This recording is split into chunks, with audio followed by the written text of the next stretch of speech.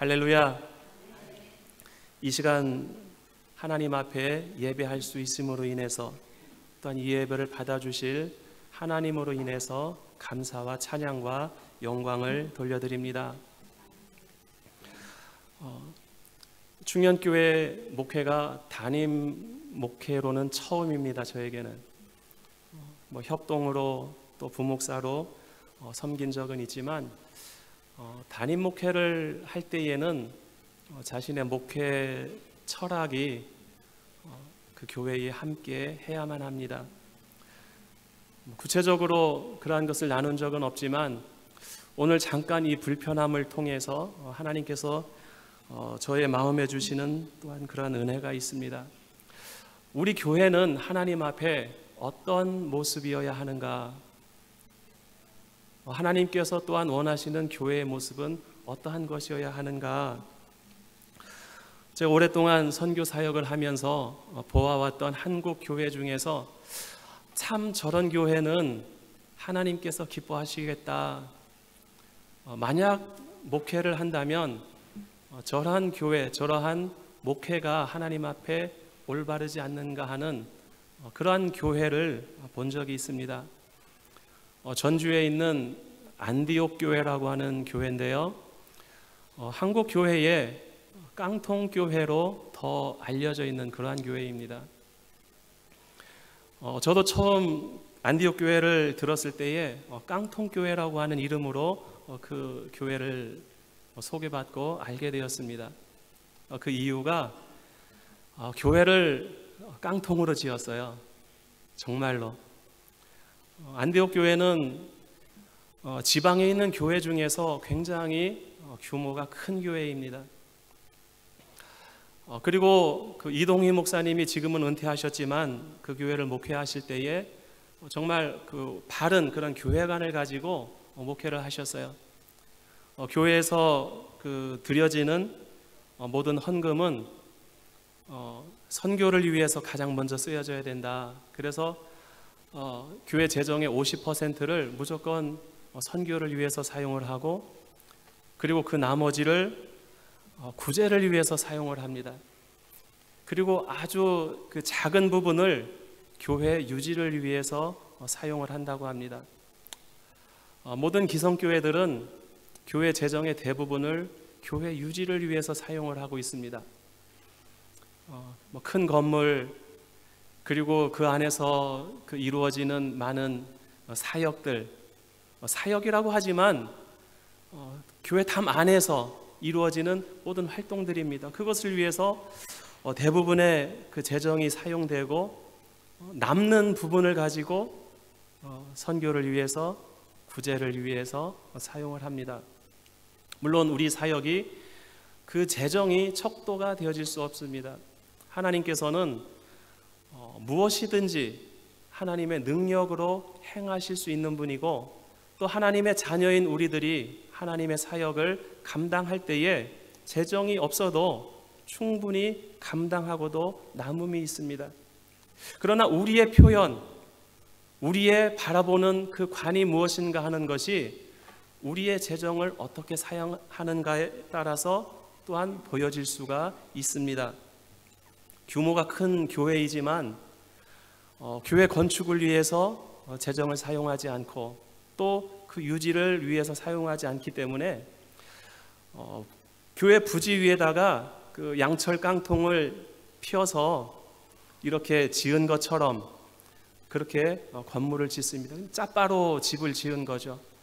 그리고 거기서 예배를 드립니다. 성도들이 늘어나서 수용할 공간이 좁으면 그냥 짜빠를 조금 더 늘려서 이렇게 또 그곳에서 예배를 드립니다.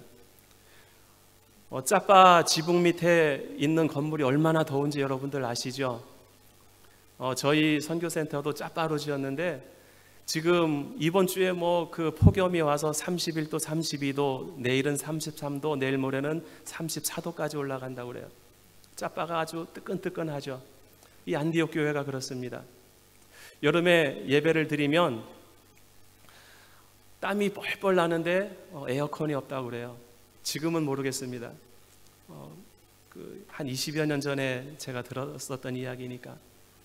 그래도 에어컨을 틀지 않고 땀을 흘리면서 예배를 드리는데 모든 성도님들이 기쁨으로 예배를 드린다고 합니다. 돈 내지 않고 찜질방에 가서 땀 빼고 예배 드리고 은혜 받고 얼마나 좋은가. 오늘 우리 충현교회에 이 예배 시간이 그러한 시간이 될 수 있기를 주님의 이름으로 축원드립니다. 아르헨티나에 찜질방도 없는데 저는 한국에 있을 때 중국에서 선교할 때 찜질방을 피곤할 때마다 가서 피로를 풀었거든요. 오늘 하나님께서 땀을 다 내게 해주시고 노폐물도 다 빠져나가게 해주시고 또 하나님의 은혜까지 체험해서 우리가 정말 기쁨으로 하나님 앞에 예배드릴 수 있는 이 시간 되기를 다시 한번 주님의 이름으로 축원드립니다. 오늘은 사도신경 강의 두 번째 전능하신 아버지 하나님이라는 제목으로 우리가 말씀을 함께 묵상하기를 원합니다. 우리가 사도신경으로 신앙 고백 드릴 때의 첫 번째 고백입니다. 이 첫 번째 고백은 나는 믿는다. 전능하신 창조주 아버지 하나님을. 사랑하는 성도 여러분, 우리가 주일 예배 드릴 때마다 사도신경으로 이런 고백을 하는데 여러분들은 전능하신 창조주 아버지 하나님을 믿으십니까? 우리의 믿는 하나님이 전능하시고 이 세상을 창조하셨고 우리의 아버지 하나님이심을 믿는다면 그 아버지 하나님의 자녀된 우리들의 삶은 세상에서 하나님께서 가지신 그 능력을 행하면서 살아갈 수 있는 자녀의 삶인 줄을 또한 믿으시기를 바랍니다. 컴퓨터에서 그 네이버에서 검색을 해봤습니다. 전능하신 하나님. 여러분들도 그 신앙생활을 하면서 어떤 그 두다가 있을 때 인터넷에서 검색해보지 않으십니까? 그럼 전능하신 하나님은 어떠한 분일까? 그리고 세상에서 생각하는 전능하신 하나님은 어떠한 분을 생각하고 있을까? 네이버에서 검색을 해보니까 놀라운 페이지들이 거기에 떠 있습니다. 전능하신 하나님 교회, 전능하신 하나님은 이미 중국에서 재림하셨다. 이러한 제목들이 온 페이지에 가득하게 있어요. 사이비 이단들이 전능하신 하나님 그 이름으로 그 이름을 또 사칭해서 세상 사람들을 미혹하는 그러한 내용들이 인터넷 안에 가득 실려 있습니다. 그것을 보면서 또한 이해할 수 없는 그런 마음이 이렇습니다.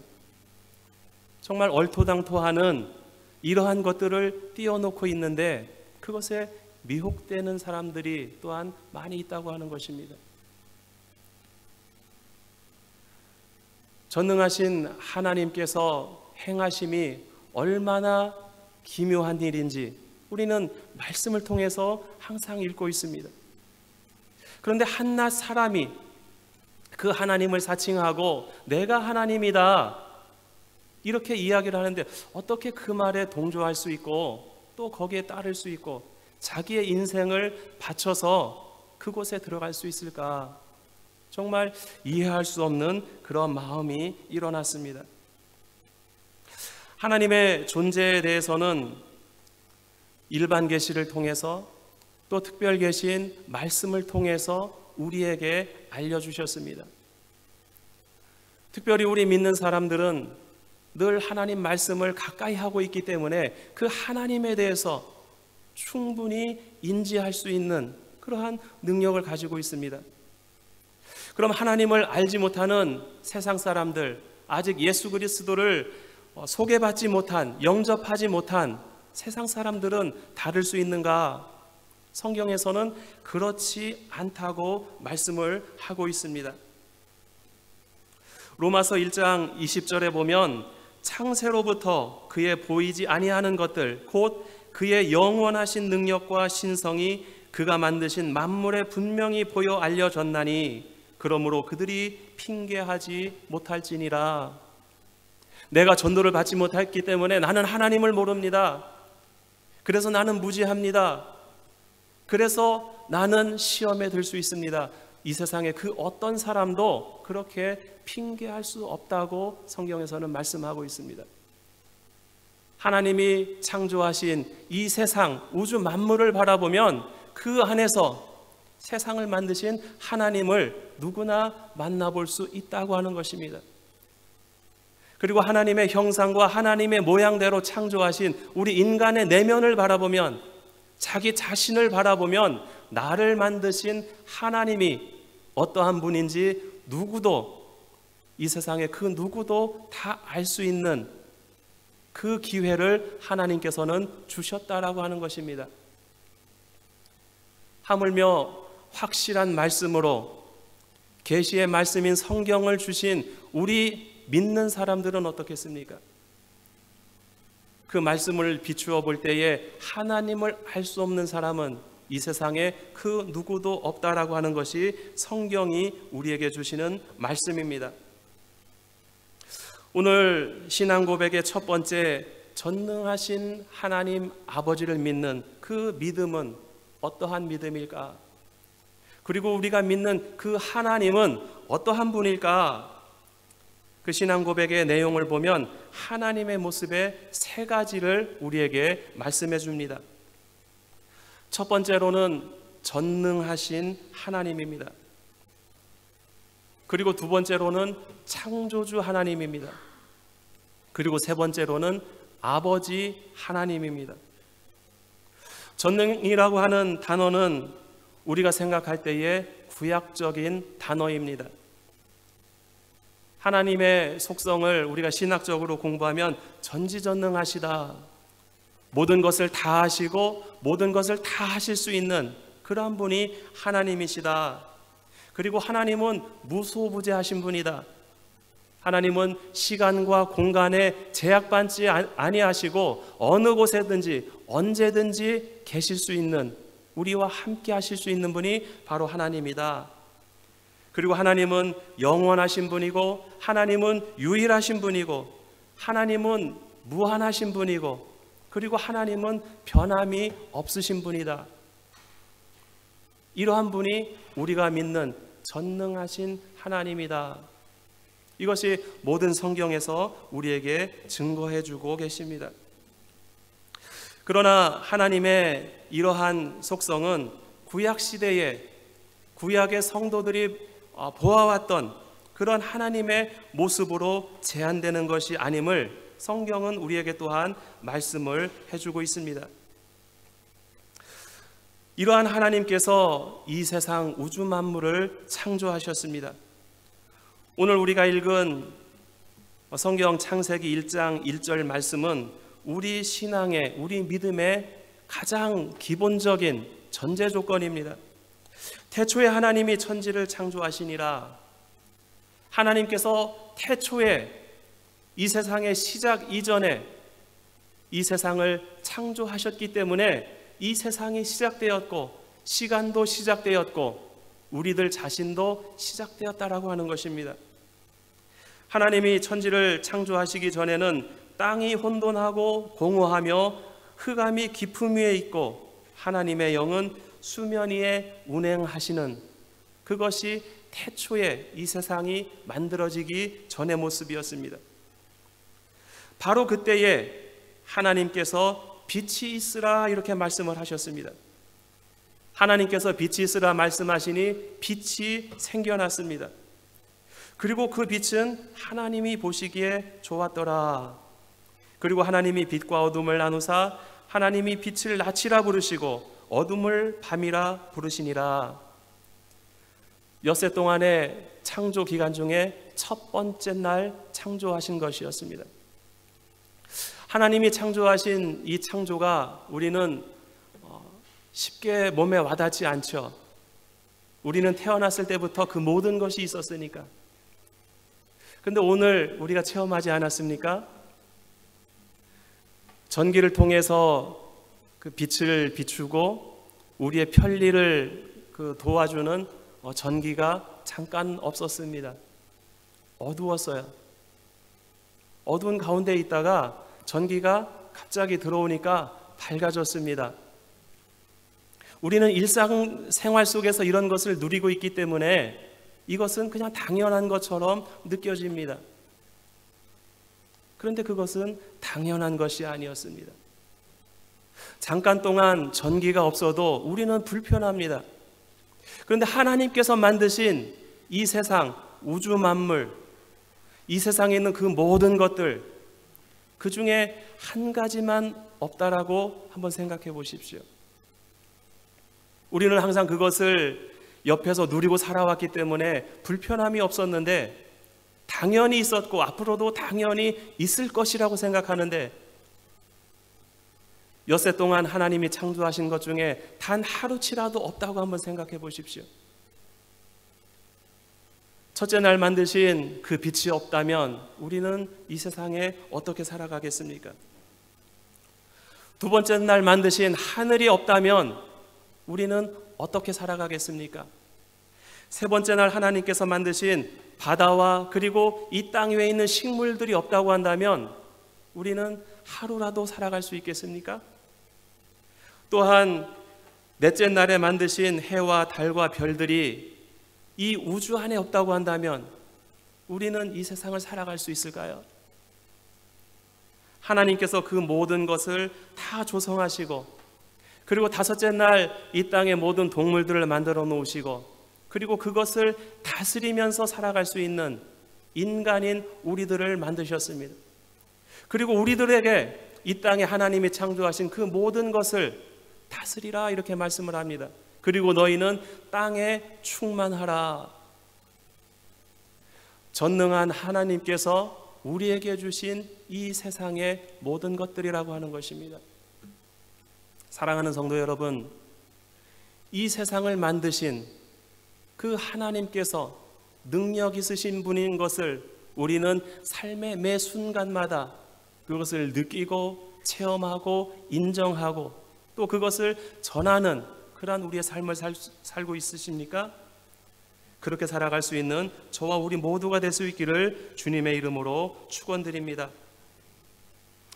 우리의 믿음은 우주와 만물과 그 안에 있는 인간이 하나님께서 만드셨다라고 하는 그것이 믿음의 전제라고 하는 것입니다. 그러나 그런 것의 구체적인 설명과 증거를 댈 수 없기 때문에 우리는 그것을 잘 믿지 못합니다. 당연하지만 그 당연한 것을 잘 믿지 못할 때가 종종 있다라고 하는 것입니다. 그러나 하나님의 전능하심은 이러한 창조에 머물러 있지 않고 우리 삶 속에 깊이 개입하고 계시는 것을 우리는 믿음의 눈으로 또한 발견할 수가 있습니다. 전능하신 창조주 하나님은 구속사적으로 채워진 그런 개념으로 우리의 깊숙이 다가오는 그런 하나님임을 우리는 발견할 수 있다고 하는 것입니다. 구체적으로 성경의 예언자적 또 사도적 믿음을 전능하신 하나님은 우리에게 지시하고 계신다라고 하는 것입니다. 그것을 쉽게 이야기를 하면 전능하신 하나님은 우리 인류를 구원하시는 구원의 역사 가운데에 그 능력을 나타내주고 계신다라고 하는 것입니다. 우리는 성경에서 첫 번째로 출애굽 사건을 통해서 그러한 하나님의 능력과 역사를 발견할 수가 있습니다. 예레미야서 32장 20절에서 22절까지 말씀해 보면 예레미야 선지자가 그 민족들에게, 이스라엘 사람들에게 이렇게 이야기를 합니다.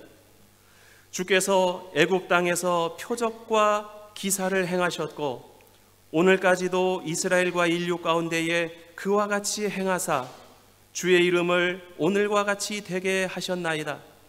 주께서 표적과 기사와 강한 손과 펴신 팔과 큰 두려움으로 주의 백성 이스라엘을 애굽 땅에서 인도하여 내시고 그들에게 주시기로 그 조상들에게 맹세하신 바 젖과 꿀이 흐르는 땅을 그들에게 주셨으므로 이렇게 고백을 합니다. 우리가 출애굽기 성경 공부를 할 때에 가장 먼저 보는 그 주제가 무엇입니까? 하나님의 구원의 역사입니다. 하나님의 구원의 역사가 출애굽기 안에 우리에게 하나님이 우리를 어떻게 구원해 주실지 이스라엘을 샘플로 보여주시면서 우리에게 보여주고 계십니다. 그런데 이스라엘 백성들이 체험한 하나님의 구원의 역사는 크고 놀라운 것이었습니다. 하나님의 표적과 기사와 하나님의 강한 손과 펴신 팔로 그들을 이끌어내 주셔서 그들을 구원해 주셨습니다. 그런데 이 출애굽기는 하나님께서 우리에게 보여주시는 하나의 샘플에 불과하다라고 하는 것입니다. 하나님께서는 아담과 하와의 범죄로 말미암아서 영원히 죽어야 할 인류들, 그들의 죄의 결과로 영원히 죽음에 이르러야만 하고 멸망에 이르는 인류를 독생자 예수 그리스도를 통해서 인간의 모든 죄를 용서하시고 구원하시고 그리고 하나님의 백성을 삼아 주시겠다고 하는 그 샘플로 이스라엘이 애굽에서 구원받는 그러한 모습을, 구원의 역사를 우리에게 보여주셨다라고 하는 것입니다. 하나님께서는 그리스도를 통해 구원하시는 구원의 계획과 그리고 그 구원의 계획을 완성해 주셨음을 성경을 통해서 우리에게 확증해 주시고, 그리고 우리는 그런 하나님의 놀라운 권능으로 구원받은 하나님의 백성임을 우리가 확신할 수 있게 말씀해 주셨다라고 하는 것입니다. 그런데 하나님의 이러한 전능하심이 한낱 사이비 이단들이 흉내낼 수 있는 그러한 하나님의 능력이 아님을 우리는 늘 깨닫고, 그리고 우리 믿음 가운데에 그것을 늘 간직해야만 할 것입니다. 구약 시대에도 또 예수님 시대에도 하나님의 그 능력의 작은 부분이라도 사칭하는 사람들이 있을 때에 유대인들은 그것을 보고 이렇게 이야기합니다. 참남하도다. 어떻게 하나님의 능력을, 하나님의 그 권능을 인간이 사칭할 수 있는가? 예수 그리스도께서 메시아로 이 땅에 오셨을 때에도 예수님의 하나님 되심을 알지 못하는 유대인들, 특별히 종교인들은 예수님을 바라보면서 그렇게 이야기를 합니다. 참남하도다.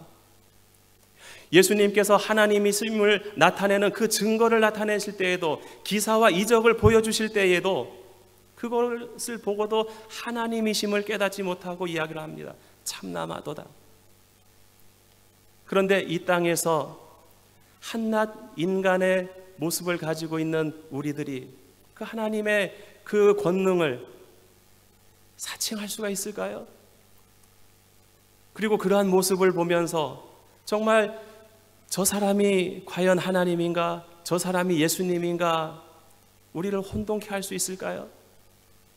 우리가 혼동을 하고 있다면 그 이유는 어디에 있을까요? 전능하신 창조주 하나님, 이 세상을 만드신 하나님은 거기에서 하나님의 모습이 그치는 것이 아니라 우리에게 다가오시는 그 모습은 바로 아버지 하나님이라고 하는 것입니다. 전능하사 천지를 만드신 그 하나님께서 우리에게 아버지 되신다고 하는 것을 성경에서는 우리에게 말씀해 주고 계십니다. 예수님께서 제자들에게 기도를 가르치실 때에 이렇게 가르쳐 주셨습니다. 너희는 기도할 때에 이렇게 기도하라. 하늘에 계신 우리 아버지여. 너희가 하나님 앞에 기도할 제목이 있어서 하나님 앞에 나아갈 때에, 너희가 기도할 때에 기도하는 그 전제 조건은 하늘에 있는 너의 아버지, 하늘에 계신 나의 아버지, 하늘에 계신 우리의 믿는 성도들의 아버지 하나님께 기도하라. 그 말씀은 예수님께서 하나님은 바로 믿는 자, 우리들의 아버지 되신다는 것을 제자들에게 가르쳐 주신 것입니다.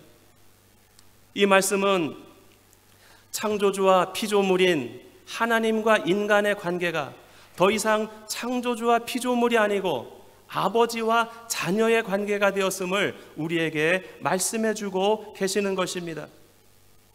그러면 하나님 아버지와 자녀된 우리들의 관계는 어떠한 관계일까요? 신약 성경에서는 탕자의 비유를 통해서 우리에게 잘 설명해 주고 있습니다. 누가복음 15장 11절에서 32절까지 말씀해 보면 아버지의 재산을 먼저 상속받아서 그것을 가지고 다른 나라에 가서 탕진한 둘째 아들에 대해서 말씀을 하고 있습니다. 아버지의 재산을 미리 상속받아서 다른 나라에 갔는데 그것을 그냥 짧은 시간 안에 다 탕진하고 말았습니다. 먹을 것도 없습니다. 다른 사람 밑에 가서 일을 하는데 거기서도 먹을 것을 구하지 못합니다. 이 작은 아들은 생각하기를 아버지 집에 가면 종들도 나보다 더 먹을 것이 많이 있는데 차라리 내가 아버지 집에 가서 종으로라도 살자. 그래서 먹을 것이라도 먹고 살자. 이런 생각을 가지고 아버지를 다시 찾아갑니다. 그렇게 찾아간 아들을 대하는 아버지의 모습, 그 모습이 하나님 아버지께서 우리를 대하시는 그런 모습이라고 하는 것입니다. 이렇게 모든 것을 탕진하고 돌아온 아들을 20절에 보면 달려가 목을 안고 입을 맞추며 반겨주셨다 이렇게 말씀을 합니다. 그리고 그 아버지는 종들에게 이르시기를 제일 좋은 옷을 내어다가 입히고 손에 가락지를 끼우고 발에 신을 신겨라. 그리고 살찐 송아지를 끌어다가 잡으라. 우리가 먹고 즐기자. 자신의 재산을 미리 받아가지고 와서 탕진하고 돌아온 아들을 아버지는 야단치고 훈계하는 것이 아니라 맨발로 뛰어가서 목을 끌어안고 입을 맞추면서 반갑게 맞아들입니다. 그러면서 아들의 모든 지위를 회복시켜준다라고 하는 것입니다. 손에다가 가락지를 끼우고 옷을 입히고 발에 신발을 신기고 그리고 살찐 송아지를 잡아다가 잔치를 하고 그리고 우리가 잔치를 하면서 즐기자. 모든 그 안에 속해 있는 사람들에게 그리고 그 이유에 대해서 이야기를 합니다. 24절 내 아들은 죽었다가 다시 살아났으며 내가 잃었다가 다시 얻었노라. 첫째 아들이 그 모습을 보고 불평할 때에 이 아버지는 동일한 이야기를 다시 반복해서 합니다. 너는 나와 항상 같이 있었고 너는 모든 것을 다 누렸고 내 모든 것은 다 너의 것인데 너에게 부족한 것이 무엇이 있냐? 그런데 내 동생은 잃었다가 다시 찾았다. 32절을 말씀해 보면 이 내 동생은 죽었다가 다시 살아났으며 내가 잃었다가 얻었기로 우리가 즐거워하고 기뻐하는 것이 마땅하니라. 하나님 아버지께서 자녀된 우리를 바라보실 때에 항상 이러한 마음으로 우리를 바라보고 계신다라고 하는 것입니다. 그것은 첫째 아들과 같이 항상 자리를 지키고 있는 우리들뿐만이 아닙니다. 사랑하는 성도 여러분, 여러분들의 위치는 어디라고 생각하십니까? 이 탕자의 두 아들 중에 첫째 아들과 둘째 아들, 우리는 첫째 아들의 위치에 항상 있지요. 맞지 않습니까? 우리는 어떠한 고난이 있어도, 어떠한 다툼이 있어도, 어떠한 시험이 있어도 우리의 자리를 잃지 않지 않았습니까? 어떠한 환난과 핍박과 고난이 있어도 우리의 예배의 자리를 항상 지키고 있지 않았습니까? 하나님 앞에 칭찬받을 만한 그런 믿음을 항상 유지하고 있지 않았습니까? 우리는 이 두 아들 중에 첫째 아들과 같다라고 자부할 수 있는 그런 신앙을 갖고 있지 않습니까? 맞습니다. 그런데 그러한 우리들에게 하나님께서 뭐라고 말씀하십니까? 얘야, 너는 항상 나와 함께 있지 않았느냐? 너는 항상 나의 것을 내 옆에서 함께 누리고 있지 않았느냐? 하나님께서는 큰아들에게 말씀을 합니다. 너는 모든 것을 누리고 항상 나와 함께 있었는데 내 눈을 열어서 보아야 할 것이 있다. 그것은 내 곁을 떠나서 방탕하고 살아왔던 내 동생이다. 그리고 내 동생이 돌아올 때에 내가 그를 반기고 입맞추고 그들을 회복시켜주는 것, 그 잔치에 너도 동참해야 된다. 이렇게 말씀을 하고 있습니다. 그 이유가 무엇이라고 합니까? 내 동생은 죽었다 살아났으므로. 너는 항상 내 곁에 살아있지만 내 동생은 죽었다가 살아났으므로 너도 이 잔치에 동참해야 한다. 이렇게 말씀을 하고 있는 것입니다. 사랑하는 성도 여러분, 우리는 전능하신 하나님, 창조주 하나님의 자녀들입니다. 그런 자녀들인 우리의 삶에서 하나님의 전능하심이, 하나님의 크고 놀라우신 이적과 그 표시들이 우리 삶 가운데에서 나타나고 있습니까?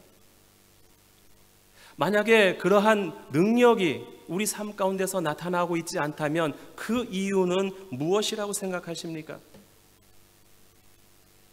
예수님께서는 우리의 믿음 없음 때문이다 이렇게 말씀을 합니다. 예수님의 제자들이 귀신 들린 자를 그 안에서 귀신을 쫓아내려고 할 때에 쫓아내지 못했습니다. 그래서 그 귀신 들린 아이의 부모가 예수님께로 데리고 옵니다.